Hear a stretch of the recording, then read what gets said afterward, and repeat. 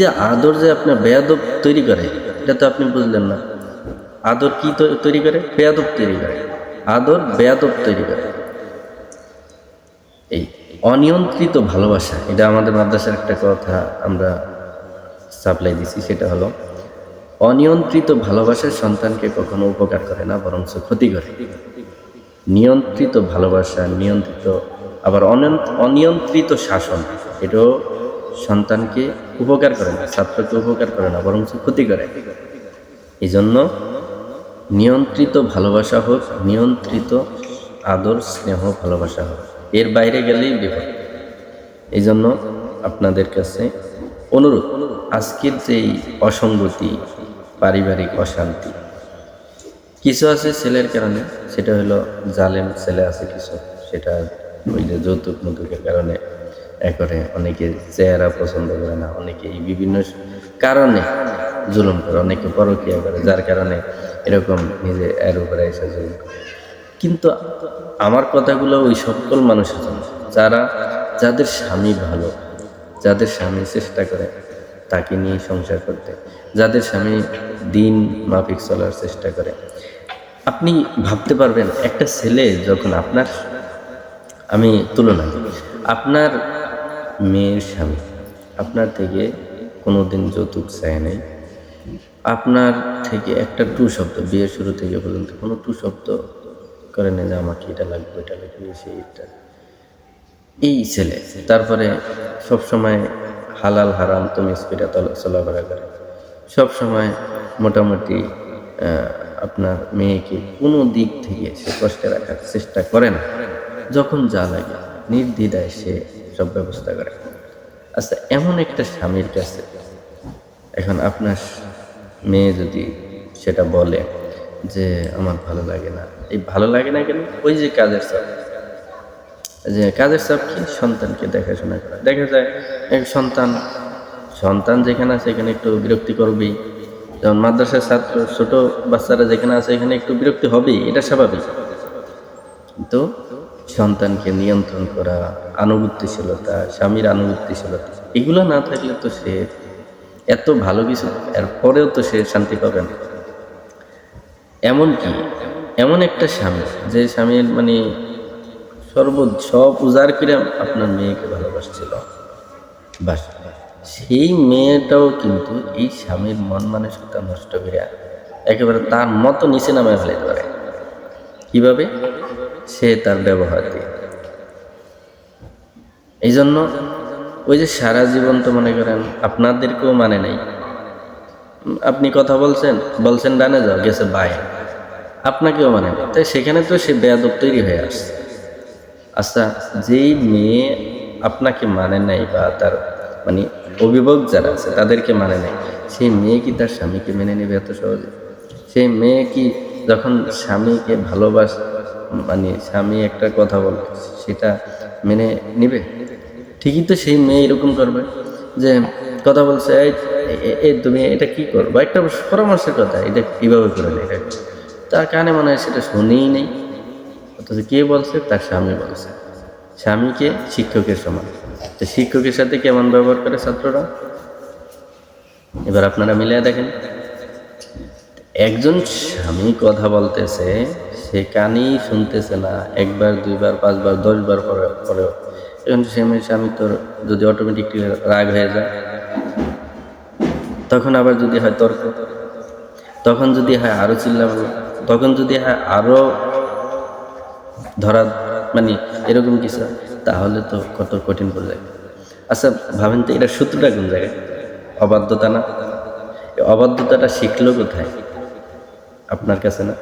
তাহলে আপনার কাছে যখন এগুলা শিখে আপনি অন্য জায়গায় দিয়ে তারপরে শান্তির আশা করবেন, আসলে এটা কি আপনি পৃথিবীতে থাকেন নাকি ওই যে মঙ্গল গ্রহে থাকেন? পৃথিবীর আবাস পরিস্থিতি বুঝেই তো আপনার কথা বলতে হবে। আপনি চালাইলেন, আপনার অবাধ্যতা একই অন্য কেউ মেনে নিব? আপনার সন্তানের অবাধ্যতা কি অন্য কেউ মেনে নেবে? সেটা বলছি, আপনার অবাধ্যতা না, মানে আপনার সন্তানের অবাধ্যতার ধরন কি অন্য কেউ মেনে নেবে? আপনার সন্তানের ভবিষ্যতের মানে বেয়াদবি, রাগ, সে কখনো রাগ নিয়ন্ত্রণ কিভাবে করতে হয় সেটা জানি না। তাহলে এই রাগের কি অন্য কেউ চাইবে নিব? সেটা তো অবশ্যই আপনাকে পাওয়াতে হবে। এই জন্য সন্তানকে সঠিক মাত্রায় পরিচালনা করেন, বেয়াদব তৈরি করেন না, তাহলে অন্তত শান্তি পাবে। বেয়াদব তৈরি করে আপনি যা করেন কোনো লাভ নেই। দেখবেন অনেক শিক্ষিত মেয়েরা ডিভোর্স হয়ে যাবে, ইভেন মাদ্রাসার ছাত্রীরাও ডিভোর্স হয়। কারণ কি জানেন? অহংকার, মানে হিংসা, মানে অহংকারে ভরা, তাই আদব নেই কিছু। এই বেয়াদব দিয়া কখনোই শান্তি আশা করা যায়। একজন আদবওয়ালা জিন্দেগি, সে কিচ্ছু জানে না, কিছু দরকার নাই, তার ভিতরে আদব আছে।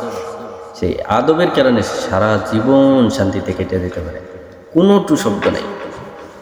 কিন্তু একটা বেয়াদব, সে যত যোগ্যতা থাক, যত ভালো থাক, যত সর্বদিক থেকে ওকে থাক, কিন্তু বেয়াদব কোনোদিন শান্তি পায় না, বেয়াদব কোনোদিন ভালো কিছু পায় না। এটা সে যে হোক, ছেলে হোক, মেয়ে হোক, যেই হোক। قال الله تعالى في كلامه المجيد الفرقان الحميد أعوذ بالله من الشيطان الرجيم بسم الله الرحمن الرحيم ومن آياته أن خلق لكم من أنفسكم أزواجا لتسكنوا إليها وجعل بينكم مودة ورحمة إن في ذلك لآيات لقوم يتفكرون। আল্লাহ রাব্বুল আলামিন আমাদেরকে পৃথিবীতে সৃষ্টি করেছেন, তিনি বিধিবিধান দান করেছেন, নিয়ম নীতি দান করেছেন। সেই হিসাবে আমাদেরকে পৃথিবীতে চলতে বলছেন। চলার নির্দেশনা পবিত্র কালামুল্লাহ শরীফে বলেছেন, নির্দেশনা দিয়েছেন। আর তার হাবিব প্রেরিত রাসূল, সর্বশেষ রাসূল হযরত মুহাম্মদ সাল্লাল্লাহু আলাইহি ওয়াসাল্লাম এর মাধ্যমে আমাদেরকে তার বার্তাগুলো আমাদের কাছে পৌঁছিয়ে দিয়েছেন। সেই হিসাবে আমাদের সামনে এই পৃথিবীতে রাসূল করিম সাল্লাল্লাহু আলাইহি ওয়াসাল্লাম বিদায় হজের ভাষণে যেটা বলে গেছেন যে দিন পরিপূর্ণ। আর তার উম্মতদেরকে প্রিয় নবীজি বলছেন যে আমি তোমাদের যে কোনো সমস্যার জন্য, শান্তির জন্য, যে কোনো জায়গায়, যে কোনো স্থানে, ব্যক্তি, সমাজ, রাষ্ট্র, পরিবার, যেখানেই হোক, যে কোনো জায়গার প্রতিষ্ঠান হোক, ব্যবসা হোক, অর্থাৎ সর্বক্ষেত্রে মানব যেখানে থাকবে সেখানে যা প্রয়োজন তার সেই জায়গায় শান্তির জন্য দুইটা জিনিস রেখে গেছেন। সেটা হলো কোরআনুল কারীম এবং সুন্নাহ, অর্থাৎ কোরআনের আদর্শ, রাসূলের আদর্শ। এই দুই আদর্শকে ধারণ করতে পারলে আমাদের সকল সমস্যার সমাধান হবে। মানুষ অশান্তি থেকে মুক্তি পেয়ে শান্তি পাবে। মানুষ যেখানে অশান্তি চায় না, শান্তি চায়, সেখানে যদি কোরআন ও সুন্নাহকে ধারণ করে তাহলে অশান্তি থাকবে না, শান্তি থাকবে। যেখানে বিশৃঙ্খলা চায় না, শৃঙ্খলা চায়, সেখানে যদি কোরআন ও সুন্নাহর আদর্শকে ধারণ করতে পারে তাহলে সেখানে বিশৃঙ্খলা থাকবে না, শৃঙ্খলা চলে আসবে। এক কথায় কোরআন ও সুন্নাহ যারা আঁকড়ে ধরবে তাদের পথভ্রষ্ট হওয়া, অশান্তিতে থাকা, বিশৃঙ্খলার মধ্যে থাকা, এটা তাদেরকে স্পর্শ করবে না। তো আজকে দুনিয়ার এই জগৎ পরিচালিত হচ্ছে আল্লাহ তাআলার নিজামে। আল্লাহ তাআলা যেভাবে ইচ্ছা করেন সেভাবেই এই জগৎ পরিচালনা করতেছেন। তো আল্লাহ তাআলার মর্জি মাফিক দুনিয়া সব কিছু চলে এবং চলবে, চলে আসছে, চলতেছে, চলবে। তো মাঝখানে আমাদেরকে আল্লাহ তাআলা প্রেরণ করেছেন কিছুদিন পরীক্ষা নিয়ে, আবার আমাদেরকে তার কাছে নিয়ে যাবে। পরীক্ষা পাশ করতে পারলে জান্নাত, আর না করতে পারলে আমাদের জন্য শাস্তির ব্যবস্থা রেখেছে। তো সব কিছুই আল্লাহ তাআলা তার ইচ্ছা অনুযায়ী, তার হুকুমের আলোকেই পরিচালনা করবেন, করতেছেন। এখন বান্দার কাজ হলো আসলে আল্লাহর হুকুমের ভিতরে সে থাকতে পারবে কিনা। আজকে আমরা বর্তমান সময়ে পারিবারিক একটি চিন্তা দেখি, পারিবারিক সমাজ ব্যবস্থা দেখি। যেমন আল্লাহ রাব্বুল আলামিন মানুষের ভিতরে যৌবন সৃষ্টি করেছেন। যৌবনকে যৌবন সৃষ্টি করেছেন এবং এখান থেকে যৌবনের চাহিদায় বা যৌবনের তাড়নায় সে হয়তো পাপ কাজে লিপ্ত হতে পারে। সেই পাপ কাজে যেন সে লিপ্ত না হয় সেখানে হালাল ব্যবস্থা করেছেন, সেখানে বিয়ের মতো ইসলামের গুরুত্বপূর্ণ একটি বিধান আল্লাহ রাব্বুল আলামিন পবিত্র কালাম শরীফের নির্দেশনার মাধ্যমে এবং নবী করিম সাল্লাল্লাহু আলাইহি ওয়াসাল্লামের আদর্শের আলোকে, নির্দেশনার আলোকে আমাদের সামনে একটি বিধান চলে আসে, সেটা হলো বিবাহ। বিবাহ মানে শান্তি, নাকি? দুনিয়ার সকল মানুষ শান্তি চায়, দুনিয়ার সব কিছুর মূলই তো এই শান্তি। এই পৃথিবীটা টিকে আসছে আমরা যদি বলি আল্লাহর রহমতের উসিলা, আল্লাহর শক্তিতে টিকে আছে। তো মানুষের যেই বিবেক আকল বুদ্ধি দান করেছেন, পশু পাখিকে সেই বিবেক বুদ্ধি দান করেন নাই, মানুষকে আকল বুদ্ধি দান করেছেন। সেই আকল বুদ্ধিকে কাজে লাগানোর জন্য আল্লাহ তাআলা কিছু কাজ মানুষের উপর ছেড়ে দিয়েছেন, কিছু নির্দেশনা দিয়েছেন। বিবেকবান যারা তাদেরকে বিবেক আল্লাহ দান করেছেন। আল্লাহ তাআলা বলেছেন বিবেক যারা, বিবেকবান চিন্তাশীল যারা, তাদেরকে আল্লাহ তাআলা উপদেশ দিয়ে বলছেন তারা ভাববে, আর যারা বোকা মূর্খ তারা ভাববে না। তো বিবাহ এখনকার ইদানিং সময়ের কালে অনেকেই বিবাহ করে, তারপরে মানে বেশি একটা সুখ তৃপ্তি পান না। আসলে মূলে সমস্যা হলো কি, আমরা ইসলাম থেকে অনেক দূরে চলে গেছি। যেখানেই যত সমস্যা, ওই যে প্রথমে বললাম যে মানুষ শান্তি চায়, অশান্তি চায় না। অশান্তি চায় না, শান্তি চায়। যদি শান্তি চায় তাহলে সেখানে কোরআন ও সুন্নাহকে আঁকড়ে ধরতে হবে। এই কোরআন ও সুন্নাহকে আঁকড়ে ধরতে যারা যতটুকু পরিমাণে দুর্বলতা প্রকাশ করছে, যতটুকু পরিমাণে কোরআন ও সুন্নাহর আদর্শ থেকে দূরে সরে গেছে, তারা ততটুকু পরিমাণে অশান্তির ভিতরে আছে। সে যদি পুরাপুরি কোরআন ও সুন্নাহর আদর্শ থেকে দূরে থাকে, সে পুরাপুরি কোরআন অশান্তির ভিতরে থাকবে, এটাই স্বাভাবিক। অস্বাভাবিকের কিছুই না এখানে, মানে আশ্চর্য হওয়ার কিছুই নেই, কারণ সে মূল জিনিসই তো ঠিক রাখে না। এই পৃথিবীর সৃষ্টি করেছেন আল্লাহ, পৃথিবী কিভাবে শান্তিতে থাকবে, মানুষ কিভাবে শান্তিতে থাকবে, কিভাবে সে জীবন ধারণ করবে, পরিবেশ সুন্দর রাখবে, সমাজ সুন্দর রাখবে, পরিবার শৃঙ্খলা সুন্দর রাখবে, সেটা আল্লাহই তো সব বলে দিয়েছেন নবীর মাধ্যমে, এবং আল্লাহ পবিত্র কালামুল্লাহ শরীফে বলে দিয়েছেন। কিন্তু সেখানে আমরা সে আল্লাহর দেওয়া বিধান না মেনে আমরা মন করে একটা মাইনে রাখছি, এটা শয়তানের ওয়াসওয়াসা বা শয়তান যেটা আমাদেরকে প্রেসক্রিপশন করছে আমরা সেটাই মেনে চলছি। তাহলে তো সেখানে শয়তান তো শান্তির বিরোধী, অশান্তি বিশৃঙ্খলা সৃষ্টি করাই তো তার কাছে। শয়তানের কাজই তো বিশৃঙ্খলা সৃষ্টি। অতএব শয়তান যেটা করবে, শয়তান যেটা প্রেসক্রিপশন করবে, সেটাই আমরা মেনে নিব। আর আমরা বলবো আমরা অশান্তিতে আছি, আমরা এই সেই। আসলে সেই কথার কোনো যুক্তি নেই। আমাদেরকে শয়তানের পথ পরিহার করে, শয়তান আমাদের প্রকাশ্য শত্রু, এটা আল্লাহ তাআলা বলে দিয়েছেন। অতএব শয়তানের পথ অনুসরণ করা যাবে না। সুতরাং যেহেতু শয়তানের নির্দেশনা অনুযায়ী আমরা চললে আমরা অশান্তিতে থাকবো, অতএব আমাদেরকে শয়তানের পথকে ব্যতি রেখে আমাদেরকে কোরআন ও সুন্নাহকে আঁকড়ে ধরতে হবে, শক্তভাবে আঁকড়ে ধরতে হবে। এখন আসি বর্তমান সময়ের এই যে বিবাহিত জীবনে অশান্তি, এগুলোর মূলের যে সমস্যাটা সেটা হলো আজকে আমাদের সন্তানদেরকে যে পরিচালনা করা দরকার, যেভাবে পরিচালনা করা দরকার, সেভাবে আসলে আমরা অনেক অভিভাবকরাই পারি না।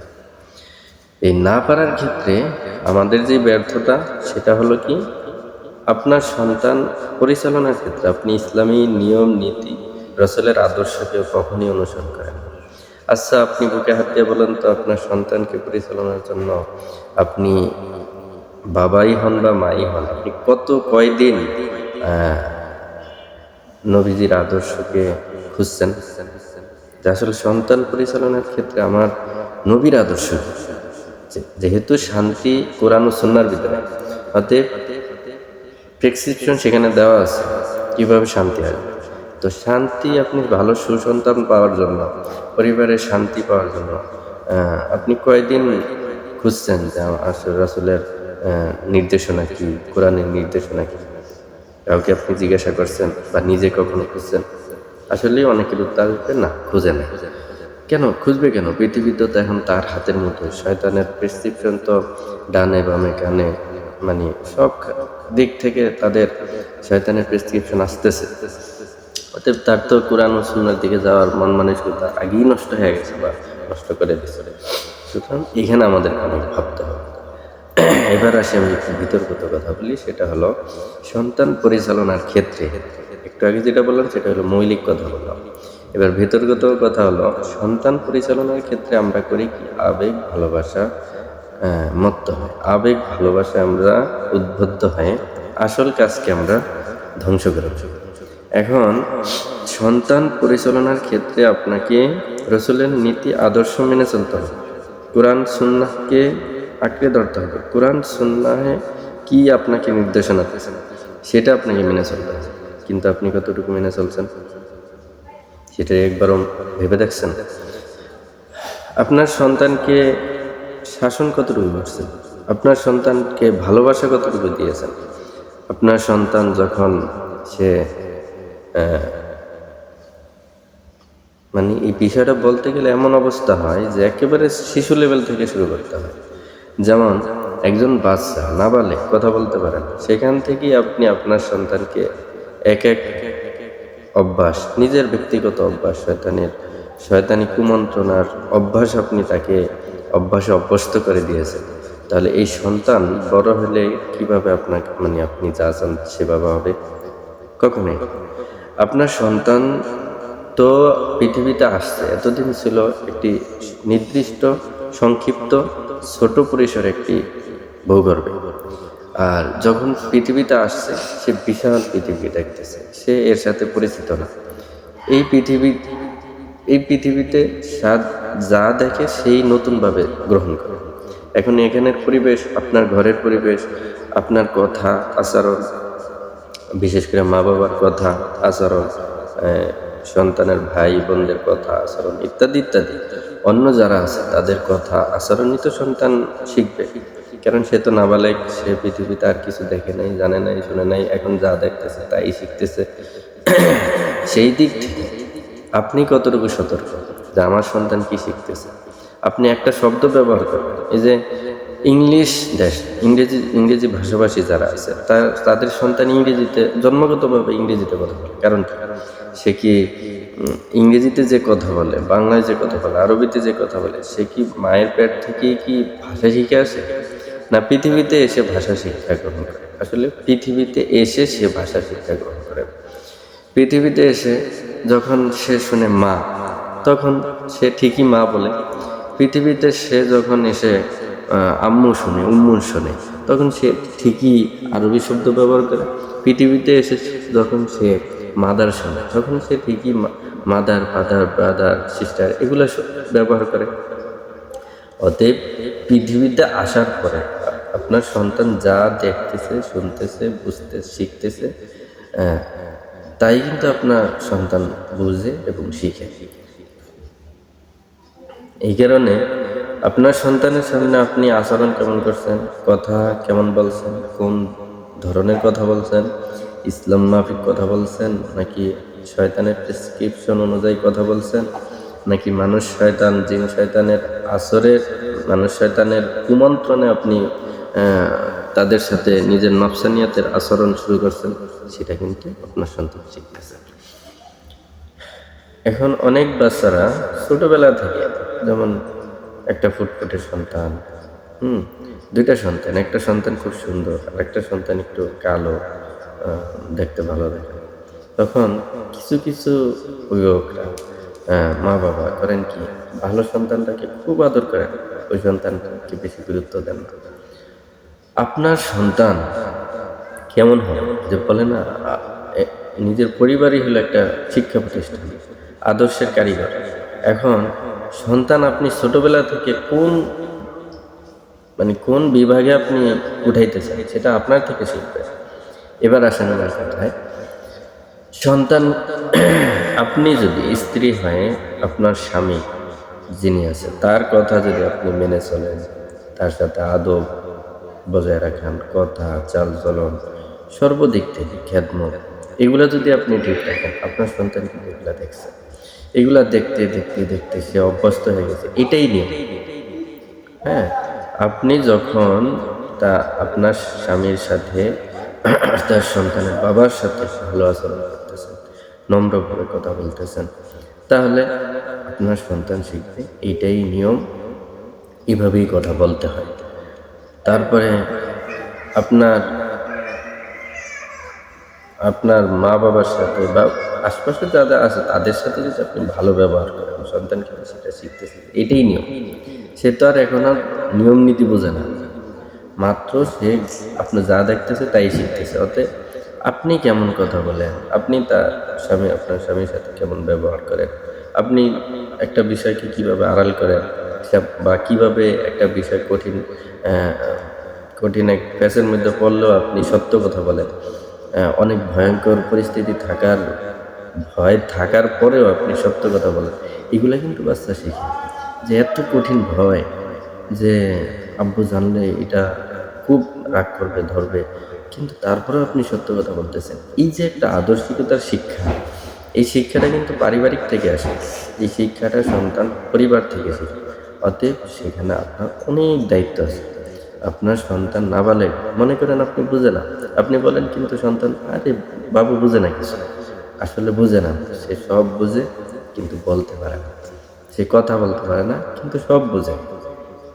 এজন্য বাচ্চাদের সামনে যখন তখন যেমনে সেমনে চলাফেরা যাবে, বড়দের সামনে চলা মানে তারা ভালো খারাপ বোঝে, কিন্তু বাচ্চাদের সামনে কখনই যখন তখন চলাফেরা না, কারণ তারা যেটা দেখে সেটাই ভাবে যে এটাই ঠিক, এটাই নিয়ম, এটাই কাজ। কারণ তারা তো আর না বলতে শিখে, তারা শিখে যা দেখে তা, মানে যেটা দেখে সেটাই নীরবে, এটা যে শিখতে হবে, মানতে হবে, বলতে হবে, সেটা নীরবে সেই শিক্ষা গ্রহণ করে। সে বলেও না আমি শিখছি, আমি জানি, আমি পারি, সেটা বলবে, কিন্তু সে যা দেখছে সে তার হৃদয়ে গম করছে, আর সেটাই তার মাধ্যমে প্রকাশিত করছে। এবার আসুন, সন্তান যখন ধীরে ধীরে এই অভ্যাসে অভ্যস্ত হয়, আপনি আপনার স্বামীর সাথে কেমন কথা বলতেছেন, কিভাবে ব্যবহার করতেছেন, হ্যাঁ, এভাবে যখন দেখতে দেখতে দেখতে সন্তান বড় হইতে থাকে, কথা বলা শিখে, তারপরে তার ভিতরে দেখবেন যে ওই ভাবতারাই চলে। দেখবেন অনেক বাচ্চারা, মহিলারা যখন টিভি দেখে, ড্যান্স করে, গান গায়, হ্যাঁ, ওই বাচ্চা কিন্তু ঠিক ওইটাই করে। কারণ এটা কেন, বাচ্চারা তো শেখানো হয়নি, মানে হলো বাচ্চা দেখছে, ওই যে বললাম, বাচ্চা আপনি যা করবেন তাই দেখবে, কিন্তু বলবেন আমি শিখছি, আমি এটা পারি, আমি এটা করি। এগুলা বাচ্চার শিখার মানে নীরবে শিখে বাচ্চার। এই জন্য আদর্শিক প্রাথমিক শিক্ষার কারিগর ঘরটা, মানে জায়গাটা, প্রতিষ্ঠানটা হলো নিজের ঘর। আর তাদের বাচ্চাদের, শিশুদের শিক্ষক হলো, প্রথম শিক্ষক হলো মা বাবা। তারা যেভাবে চলাফেরা করবে, যেভাবে কথা বলবে, যেভাবে আচরণ করবে, ঠিক সেইভাবেই তাদের সন্তানগুলো শিখে যাবে। এই জন্য এইখান থেকে আপনাদের শিক্ষাটা মানে সতর্ক থাকাটা জরুরি, যে আমার বাচ্চা তো শিখতেছে, তাহলে আমি একটু সংযত হই। আমার বাচ্চা শিখতেছে, তাহলে আমি ইসলামিক ভাবধারায় চলাফেরা করি। আমার বাচ্চা শিখতেছে, তাহলে আমি কোরআন সুন্নাহ কীভাবে বলছে সেভাবে চলাফেরা করি। আমার বাচ্চা শিখতেছে, তাহলে ইসলাম, যেহেতু ইসলাম ও কোরআন ও সুন্নাহর ভিতরে, আদর্শের ভিতরে শান্তি, অতএব আমি সেই ধারাই চলি, তাহলে আমার বাচ্চা সেই অভ্যস্ত হয়ে যাবে, তাহলে তো শান্তি চলে আসবে, আপনাদের ভিতরেও শান্তি আসবে, আপনার সন্তানও যেভাবে চান সুসন্তান হিসেবে পাবেন, কোনো সমস্যা নেই। কিন্তু গ্যাপটাতে এখানেই, আমরা চলি শয়তানি প্রেসক্রিপশন অনুযায়ী, মানে বিভিন্ন দুনিয়ার শয়তানের যে প্রেসক্রিপশন দিচ্ছে সেগুলো আমরা মেনে চলি। মিডিয়া, টিভি, এগুলা অন্যান্য মানে ইসলাম বিরুদ্ধাচরণ করে, ইসলামের শত্রুতা পোষণ করে, ইসলামিক কালচারকে যারা ধ্বংস করতে চায় শয়তানের ওয়াসওয়াসায়, সেই প্রেসক্রিপশনগুলো আপনি অনুসরণ করছেন, তাহলে কি আপনি আপনার ভিতরে শান্তি এবং আপনার সন্তানের ভিতরে যেই শান্তিময় পরিবেশের বা এই শান্তিময় একটা সন্তানি জীবন চান, সেই সন্তানের জীবন কি পাবেন? কখনোই না। আপনার আদর্শকে, রাসূলের আদর্শকে ধারণ করতে হবে, কোরআন সুন্নাহকে ধারণ করতে হবে, তাহলে আপনি পাবেন। এবার এই বাচ্চা, আপনি যখন এই শিশুকে যখন আদর করেন, খুব আদর করেন, যখন শাসন করেন, আপনার মর্জি অনুযায়ী শাসন করেন, এখন রাগ উঠছে, কঠিন শাস্তি। আপনি মানে শাসন আদর করার সময় মানে একটা অপরাধ করছে বা একটা ভুল করছে, তাকে আপনি সেখানে ধমকও দেন না, কিছুও করেন না, তখন হিসাব করেন যে ছোট মানুষ করতেই পারে, একটা মিথ্যা কথা বলছে, আপনি ছোট মানুষ মিথ্যা কথা বলতে পারে, বুঝে কি? এই যে একটা কথা, যে বুঝে কি, ছোট মানুষ বুঝে কি? এই যে আপনারা বলেন না, এই যে বুঝে কি, আসলে বুঝে কি না, সবই বুঝে, আপনি বুঝেন না। সবই বুঝে, আপনি বুঝেন না। আসলে সবই বুঝে, আর আপনি যে বললেন যে ও বুঝে কি, তার মানে আপনিই বুঝেন না, যে যে বুঝে সেটাও বুঝেন না। তার মানে আপনি যদি এই একটা মিথ্যা কথা বলছেন, তখন আপনি যদি বলেন যে বাবা তুমি মিথ্যা কথা বলছো, এই দেখেন ধরনটা কেমন হয়, বাবা তুমি মিথ্যা কথা বলছো। মিথ্যা কথা কত খারাপ জানো তুমি? মিথ্যা কথা যারা বলে তাদেরকে কেউ পছন্দ করে না, আল্লাহ শাস্তি দেন, পাপ দেন, তারপরে মরার পরে এটার আগুনে জ্বলতে হবে। মিথ্যা কথা মানে এই একটা মিথ্যা কথা বইলা যে কত চাপে পড়ছে, আপনি শাসন করেন নাই, মাইর দেন নাই, কথাতেই কিন্তু সে বুঝে গেছে এতগুলা মানে খারাপ জিনিস, তাহলে আমি আর মিথ্যা কথা বলবো না। মনে মনে না বললো, সে একটু ভীত হবে, পরবর্তীতে যখন মিথ্যা কথা বলবে আমতাম থাকবে। আর আপনি যদি এখন কিছু না বলেন, যদি বলেন যে ছোট মানুষ কিছু হয় না, এরা বোঝে না, তখন সে সামনে আরো একবার করবে আনন্দ সহকারে, এর সামনে এরপরে আর একবার করবে আরো গভীর, এরপরে আপনার সাথে মানে অন্যদের সাথে মিথ্যা কথা বলছে, তখন আপনার সাথে মিথ্যা কথা বলা শুরু করবে। যখন আপনার গায়ে পড়বে, তখন আপনি দিবেন পিঠের উপরে ধুমুর ধুমুর করে কথা বলা, তখন হবে কি আপনি এর উপরে জুলুম করবেন। দেখেন এ মিথ্যা কথা বলছে, এখন আপনি মাইর দিতেছেন, আপনি এর উপরে জুলুম করতেছেন। কারণ যেখানে আপনার সংশোধন করার কথা ছিল, সেখানে আপনি নিয়ম নীতি ঠিক রাখেন নাই, যার কারণে এখানে দায়ভার আপনাকে নিতে হবে। অনেক সময় মায়ের কারণে বলা ঠিক না, কিন্তু ওই যে সিস্টেম বলছে, আপনি যদি প্রথমেই বলতেন নিজেও মিথ্যা কথা বলবো না, আর বাচ্চাকেও এই মিথ্যা কথা বলতে দিব না। অনেকে বাচ্চাদের সাথে ঘুম পাড়ানি গান গায়, মিথ্যা গল্প বলে, মানে বিভিন্ন সময় মিথ্যা গল্প বলে, খাবার খাওয়ায় মিথ্যা একটা কথা বলে, এই বাঘ আসতেছে খাও তাড়াতাড়ি, শিয়াল আসতেছে, এই সে ইত্যাদি, এই বিড়াল আসতেছে, এটা বেশি মানে ভয় দেখায় খাবার। আমরা নিজেরা সাহসী হতে চাই, বাচ্চাদেরকে সাহসী করাইতে চাই, বীর হিসেবে প্রকাশ করাইতে চাই, আর আমরা বাচ্চাদেরকে ভয় দেখাইতেছি সেই ছোট বয়সে। তাহলে বাচ্চারা ভীত হবে না কি হবে? বাচ্চারা ওই আমেরিকার অস্ত্র দেখে না, আমেরিকার একটা এই কি ফোটা দেখলেই তো, কথা শুনলেই তো পিছন দিয়া বাতাস বাতাস দেখলে কাপড় নষ্ট করে। আসলে এইরকম আপনি বাচ্চাকে সাহসী করবেন, যে ভয় পাইতে হবে, কিসের ভয় দেখে আপনি খাবার খাবেন? আপনি সাহসী করবেন, খাবার খাও, খাবারের উপকারিতা বলেন, গুণ বলেন, আপনার জানা না থাকলে এটা জেনে না, খাবার খাইলে কি লাভ হবে আপনি বলেন, বাচ্চাকে বারবার বলেন তুমি খাবার খাও, খেলে তোমার স্বাস্থ্য ভালো থাকবে, তোমার মন ভালো থাকবে, তুমি অনেক খুব শক্তিশালী হবা, তুমি দৌড়াইতে পারবা সবার থেকে উপরে, মানে বেশি, মানে একটা প্রতিযোগিতামূলক কথা, সে ভালো কিছু শুনতেছে, এগুলো আপনি তার সাথে বলেন, তাহলে তো আপনার বাচ্চা ভালো কিছু শিখতেছে, তাহলে হবে কি সে সাহস পাবে। আর যদি আপনি ভয় দেখে খাবার খাওয়ান, তাহলে সে শিখবে ওই ভয় ভীতুই হয়ে যাবে, একটু সামান্য সবসময় খালি ভয়ের ভিতরেই থাকবে, এই ভয় থাকবে, হ্যাঁ ভয় থাকবে না বলতে যে একেবারে ভয় দেখলে যে আবার মানে সে একেবারে ভীত হয়ে কাবু হয়ে যাবে, এরকম না।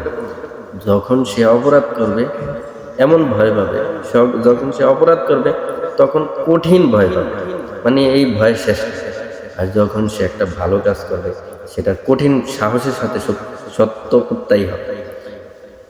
এইভাবে করে তারপরে আপনি সন্তানকে করাইতে পারেন।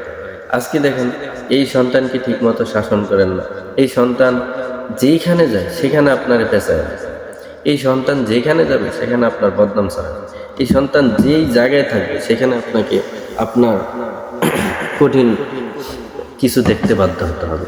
যেমন আপনার সন্তানকে আপনি শাসন করেন না, সে যদি ছেলে হয়, সে যখন কোনো এক প্রতিষ্ঠানে গেছে, তবে আপনি তো সারা বছর তো সে আদরেই বড় হয়েছে।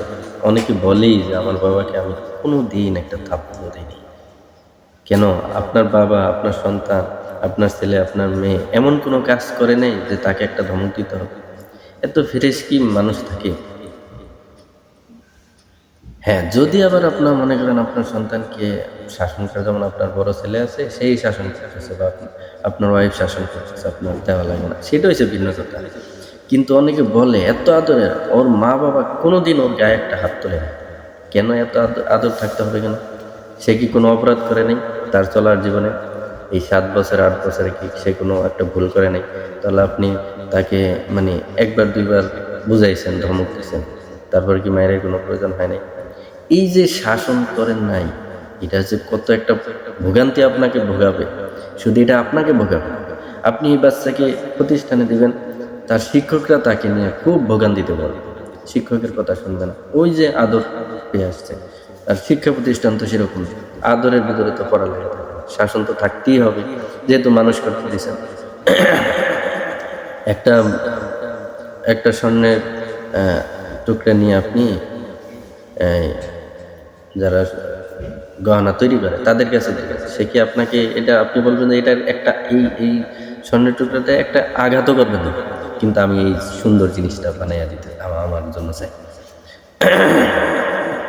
এটা করলে কি আপনাকে দিতে পারবে না? এই স্বর্ণের টুকরা দিয়ে আপনাকে এটা একটা ভালো দামি গহনা তৈরি করতে হলে এটার উপরে ঝালাই মারতে হবে, আগুনের তাপ দিতে হবে, এটা হালকা হালকা করে বাড়ি দিতে হবে, কোনো সময় একটু জোরে দিতে হবে, কোনো সময় হাত দিয়ে একটা টিফানে দিতে হবে, এইভাবেই তো। অর্থাৎ আপনার সন্তান একটা হীরার টুকরা, কারণ এই হীরার টুকরাকে আপনি ভালো দামি জিনিসে পরিণত করতে হলে আপনাকে কোনো সময় আদর করতে হবে, কোনো সময় ধমক দিতে হবে, কোনো সময় রাগ দিতে হবে, কোনো সময় প্রয়োজনে, অপ্রয়োজনে, প্রয়োজনে কোনো সময় যদি প্রয়োজন হয় কোনো সময় শাস্তি দিতে হবে, বেদ দিয়ে আমায় দিতে হবে, কোনো সময় লিমিট ক্রস করলে কঠিন শাস্তির সম্মুখীন করতে হবে তাকে, সেটাকে আপনাকেই করতে হবে। এই যে শাসনগুলো, আপনি কি ধারাগুলো আপনার ফ্যামিলিতে রাখেন না, যার কারণেই তো সন্তান আপনার অবাধ্য হয়, আপনার কথা শুনে না, আপনার স্বামীর অর্থাৎ সন্তানের বাবার কথা শুনে না। একটা মেয়েকে যখন আপনি আপনার, এবার আসি আসল কথায়, আমি প্রথম সূত্রটা উঠাইছিলাম বিয়ে, এবার এই এতটুকুটাই না, এখন ভূমিকাটাই না, এখন আসতেছি মূল কথায়। আপনার সন্তানকে আপনি আপনার ঘরের ভিতরে আপনি যতদিন পরিচালনা করছেন, আপনি প্রয়োজনের কারণে কখনো রাগ করেন না, মেজাজ গরম হচ্ছে তখন রাগ করছেন, এই রাগের চাইরে না ফায়দা নেই।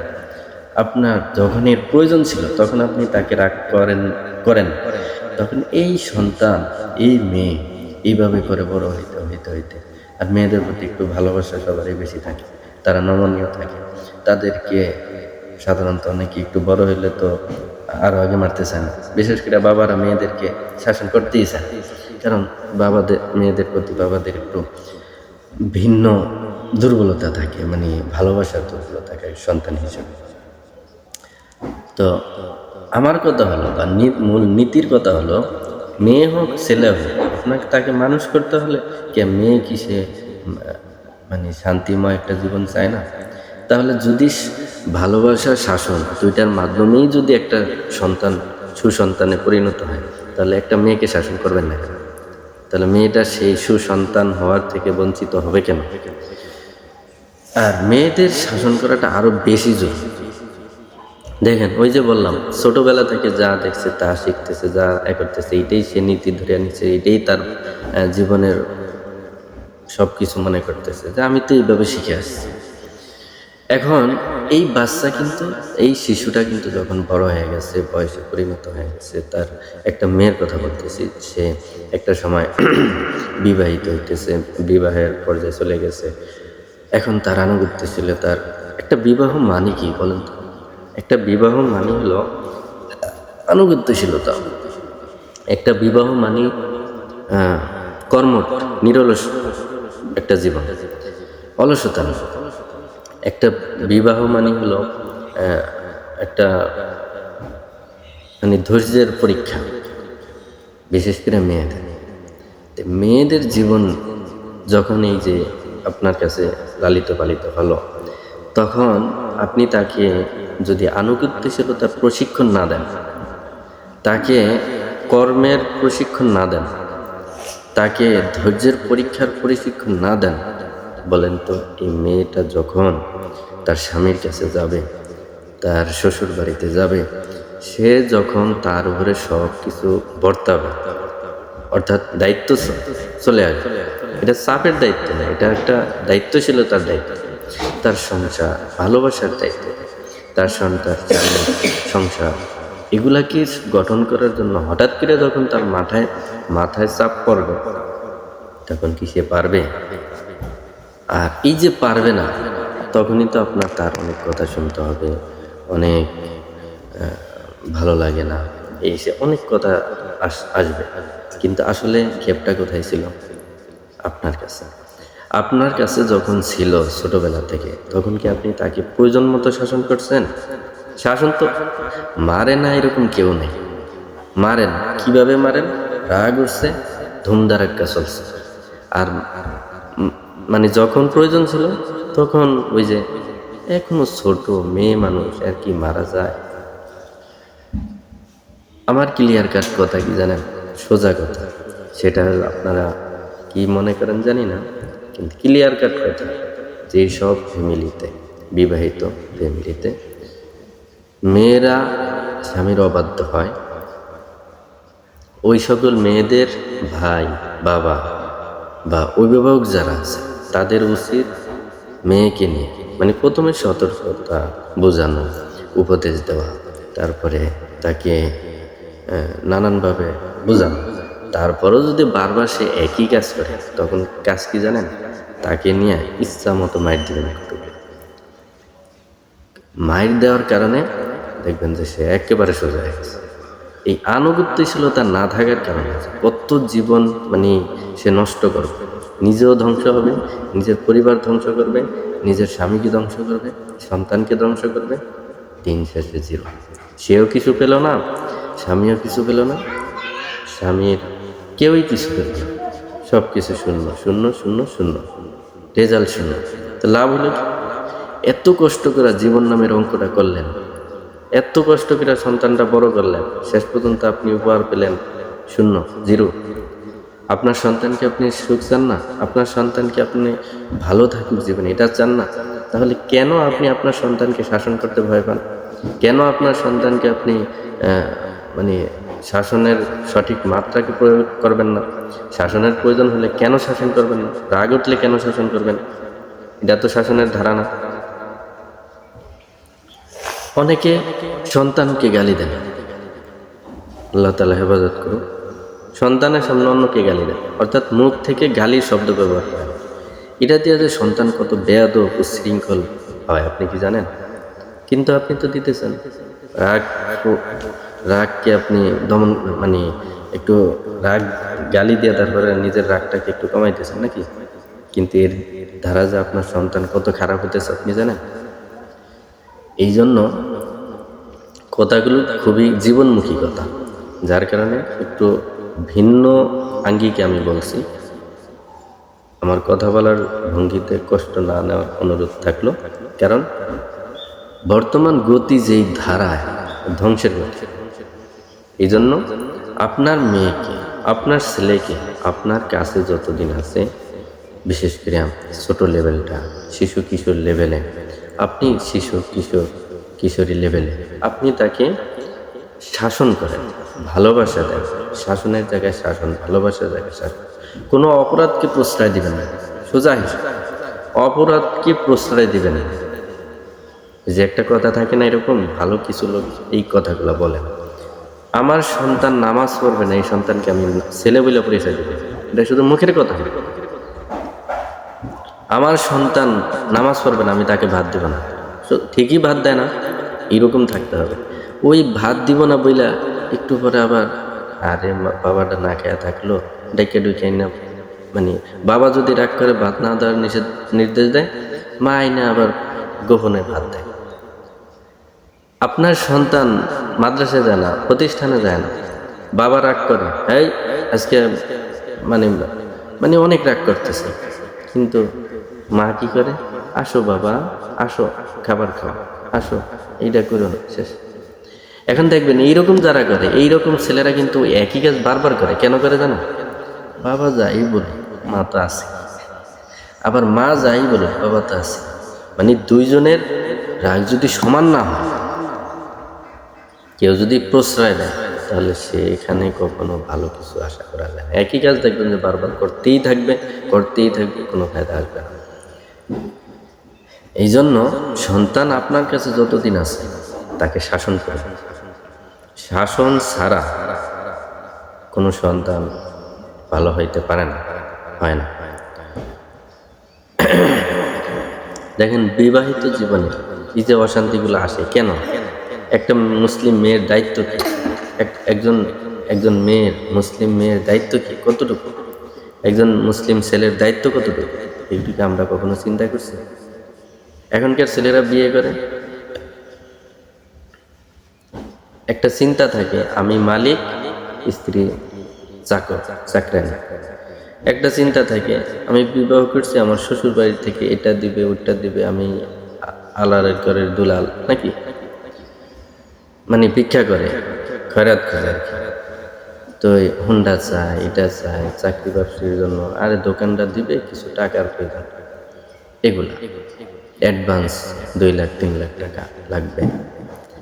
এই ছেলে নামের বদগুলা এই কাজগুলো তখন হয় কি জানেন?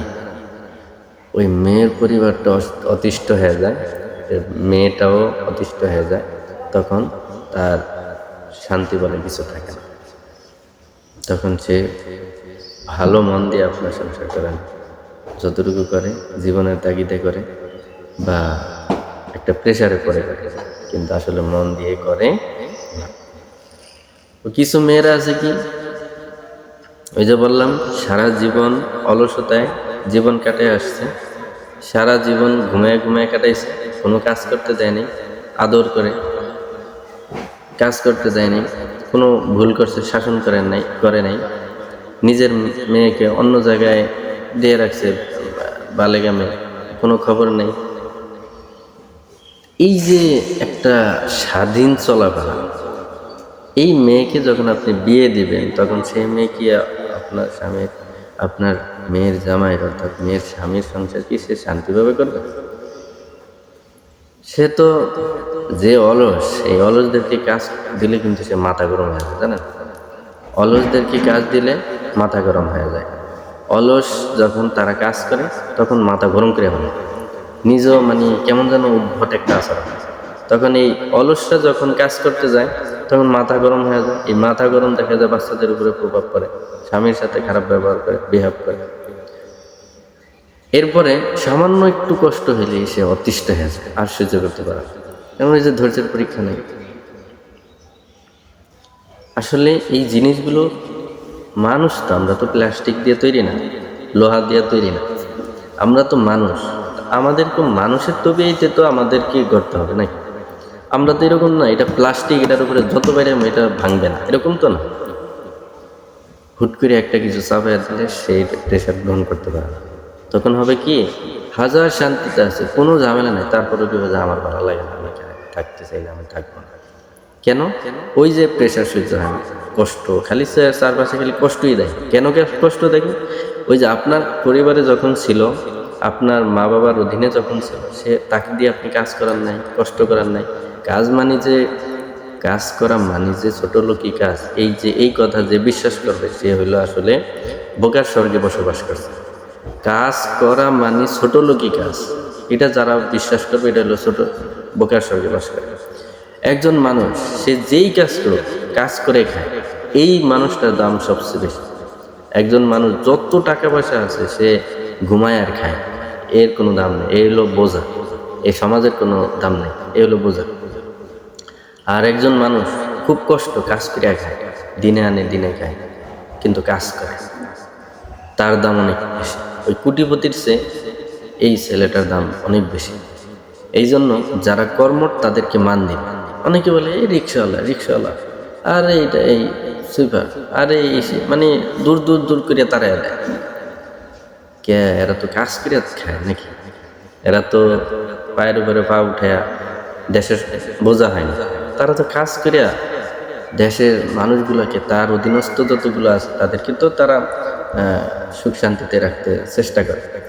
এই মানুষগুলো তো কাজ ফিরে খায়, আপনি তাদেরকে দাম দেবেন নাকি?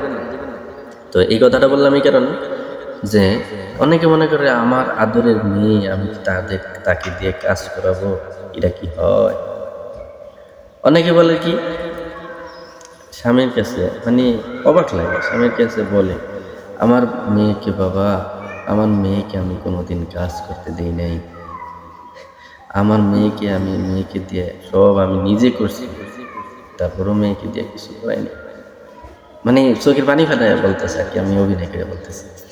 তারপরে বলে আমার আদরের অনেক মেয়ে, একটু দেখে রাখো।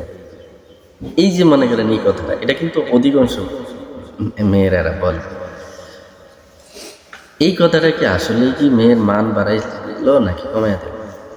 একটা ছেলে, বিচক্ষণ ছেলে, তার কাছে যখন এই কথাটা আসবে তখন কিন্তু সেই বুঝে নিব। যখনই বলবে যে আমার মেয়েটাকে আমার খুব আদরের ছিল, আমি কোনোদিন কাজ করতে দিইনি, এই কথাটা যখনই কানে যাবে তখন ছেলে বলবে জীবনের একটা আগুন পাইলাম, প্রথমে একটা ধাক্কা খেলাম। মানে কোনোদিন কাজ করতে দেই নাই, তার মানে সে আঁকা যায়, কাজ করতে পারে না, জানে না। সে একটু কাজের চাপ দেখলেই তার মাথা ঘুরাইবো, পেট ব্যথা করবো, শুয়ে থাকবো, গ্যাস বেরিয়ে যাবো, পা ব্যথা করবো, চুল ব্যথা করবো, নখ ব্যথা করবো, কত কিছু হয়ে যাবে। কারণ ওই যে কাজ করতে দেয় নাই, আদর এখন বেয়াদর হয়ে গেছে। এই যে আদর যে আপনার বেয়াদব তৈরি করে, এটা তো আপনি বুঝলেন না। আদর কি তৈরি করে? বেয়াদব তৈরি করে। আদর বেয়াদব তৈরি করে। এই অনিয়ন্ত্রিত ভালোবাসা, এটা আমাদের মাদ্রাসার একটা কথা আমরা সাপ্লাই দিছি, সেটা হলো অনিয়ন্ত্রিত ভালোবাসার সন্তানকে কখনো উপকার করে না, বরঞ্চ ক্ষতি করে। নিয়ন্ত্রিত ভালোবাসা, নিয়ন্ত্রিত আবার অনিয়ন্ত্রিত শাসন, এটাও সন্তানকে উপকার করে না, ছাত্রকে উপকার করে না, বরঞ্চ ক্ষতি করে। এই জন্য নিয়ন্ত্রিত ভালোবাসা হোক, নিয়ন্ত্রিত আদর স্নেহ ভালোবাসা হোক, এর বাইরে গেলেই বিপদ। এই জন্য আপনাদের কাছে অনুরোধ, আজকের যেই অসঙ্গতি, পারিবারিক অশান্তি কিছু আছে ছেলের কারণে, সেটা হলো জালেম ছেলে আছে কিছু, সেটা ওই যে যৌতুক মৌতুকের কারণে একরে অনেকে চেহারা পছন্দ করে না, অনেকে এই বিভিন্ন কারণে জুলুম করে, অনেকে পরকীয়া করে, যার কারণে এরকম নিজে এর উপরে এসে জুলুম করে। কিন্তু আমার কথাগুলো ওই সকল মানুষের জন্য যাদের স্বামী ভালো, যাদের স্বামী চেষ্টা করে তাকে নিয়ে সংসার করতে, যাদের স্বামী দিন মাফিক চলার চেষ্টা করে। আপনি ভাবতে পারবেন একটা ছেলে যখন আমি তুলনা করি, আপনার মেয়ের স্বামী আপনার থেকে কোনোদিন যৌতুক চায় নাই, আপনার থেকে একটা টু শব্দ, বিয়ের শুরু থেকে পর্যন্ত কোনো টু শব্দ করে না যে আমাকে এটা লাগবে, এটা লাগবে, সেইটা। এই ছেলে তারপরে সবসময় হালাল হারাম তো মিসপিটা চলাফেরা করে, সবসময় মোটামুটি আপনার মেয়েকে কোনো দিক থেকে সে কষ্টে রাখার চেষ্টা করে না, যখন যা লাগে নির্দ্বিধায় সে সব ব্যবস্থা করে। আচ্ছা, এমন একটা স্বামীর কাছে এখন আপনার মেয়ে যদি সেটা বলে যে আমার ভালো লাগে না, এই ভালো লাগে না কেন? ওই যে কাজের চাপ, কি সন্তানকে দেখাশোনা করা। দেখা যায় এক সন্তান যেখানে আছে এখানে একটু বিরক্তি করবেই, যেমন মাদ্রাসার ছাত্র ছোট বাচ্চারা যেখানে আছে এখানে একটু বিরক্তি হবেই, এটা স্বাভাবিক। কিন্তু সন্তানকে নিয়ন্ত্রণ করা, আনুগত্যশীলতা, স্বামীর আনুগত্যশীলতা, এগুলো না থাকলে তো সে এত ভালো কিছু এরপরেও তো সে শান্তি পাবে না। এমনকি এমন একটা স্বামী, যে স্বামীর মানে সব উজাড় করে আপনার মেয়েকে ভালোবাসছিল, বাস সেই মেয়েটাও কিন্তু এই স্বামীর মন মানসিকতা নষ্ট করে একেবারে তার মতো নিচে নামায় ফেলাইতে পারে। কিভাবে? সে তার ব্যবহার দিয়ে। এই জন্য ওই যে সারা জীবন তো মনে করেন আপনাদেরকেও মানে নাই, আপনি কথা বলছেন ডানে যাও, গেছে বাইরে, আপনাকেও মানে না, তাই সেখানে তো সে বেয়াদব তৈরি হয়ে আসছে। আচ্ছা, যেই মেয়ে আপনাকে মানে নাই বা তার মানে অভিভাবক যারা আছে তাদেরকে মানে নেয়, সেই মেয়ে কি তার স্বামীকে মেনে নেবে এত সহজে? সেই মেয়ে কি যখন স্বামীকে মানে স্বামী একটা কথা বলবে সেটা মেনে নিবে? ঠিকই তো সেই মেয়ে এরকম করবে যে কথা বলছে, এই তুমি এটা কি করবো, একটা পরামর্শের কথা, এটা কিভাবে করে এটা তার কানে মনে হয় সেটা শুনেই নেই। অথচ কে বলছে? তার স্বামী বলছে। স্বামীকে শিক্ষকের সমান, তো শিক্ষকের সাথে কেমন ব্যবহার করে ছাত্ররা? এবার আপনারা মিলিয়ে দেখেন, একজন স্বামী কথা বলতেছে, সে কানেই শুনতেছে না, একবার দুইবার পাঁচবার 10 বার পরেও এখন স্বামী তোর যদি অটোমেটিকলি রাগ হয়ে যায়, তখন আবার যদি হয় তর্ক, তখন যদি হয় আরো চিল্লাবো, তখন যদি হয় আরো ধরা, মানে এরকম কিছু, তাহলে তো কত কঠিন পড়ে যায়। আচ্ছা ভাবেন তো, এটা সূত্রটা কোন জায়গায়? অবাধ্যতা না? অবাধ্যতাটা শিখলো কোথায়? আপনার কাছে না? তাহলে আপনার কাছে যখন এগুলা শিখে আপনি অন্য জায়গায় দিয়ে তারপরে শান্তির আশা করবেন, আসলে এটা কি আপনি পৃথিবীতে থাকেন নাকি ওই যে মঙ্গল গ্রহে থাকেন? পৃথিবীর আবাস পরিস্থিতি বুঝেই তো আপনার কথা বলতে হবে। আপনি চালাইলেন, আপনার অবাধ্যতা একই অন্য কেউ মেনে নিব? আপনার সন্তানের অবাধ্যতা কি অন্য কেউ মেনে নেবে? সেটা বলছি। আপনার অবাধ্যতা না, মানে আপনার সন্তানের অবাধ্যতার ধরন কি অন্য কেউ মেনে নেবে? আপনার সন্তানের ভবিষ্যতের মানে বেয়াদবি, রাগ, সে কখনো রাগ নিয়ন্ত্রণ কিভাবে করতে হয় সেটা জানি না। তাহলে এই রাগের কি অন্য কেউ চাইবে নিব? সেটা তো অবশ্যই আপনাকে পাওয়াতে হবে। এই জন্য সন্তানকে সঠিক মাত্রায় পরিচালনা করেন, বেয়াদব তৈরি করেন না, তাহলে অন্তত শান্তি পাবেন।